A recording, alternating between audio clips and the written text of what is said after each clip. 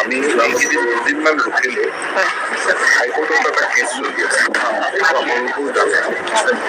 যে 2018 চনতে দিয়া কেছটো ফাইনেল জাজমেণ্ট হোৱা নাই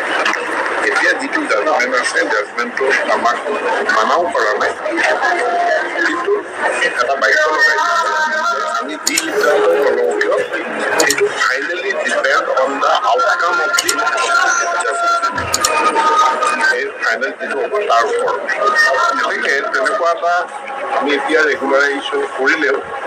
সেই লাইনটো আমি লিখি দিব লাগিব your civil service has been regularized provided it may get modified after the final outcome of the final judgment of the High Court.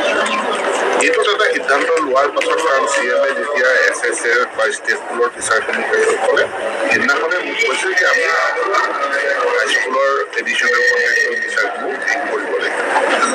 ইয়াৰ পাছত কোৰ্ট কেছটোৰ কাৰণে আমি ৰখিলোঁ মাজত ইলেকশ্যনো আহিলে এতিয়া মই এটা মুখ্যমন্ত্ৰীৰ লগত আলোচনা কৰি কণ্ডিশ্যন লগাই পেলাই আমি দিম নে নিদিম মোৰ মতে কণ্ডিশ্যন লগাই হ'লেও দি দিব হাইকোৰ্টখন ইমান মানে স্কেল দিয়া 4 বছৰ হৈ গ'ল আমাৰতো NPS আজিলৈকে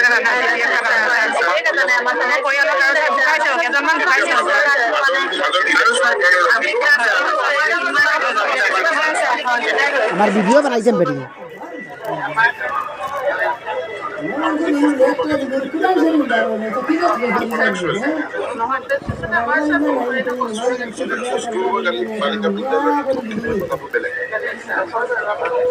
আমি বাকীখিনি ছাৰ হাইস্কুলৰ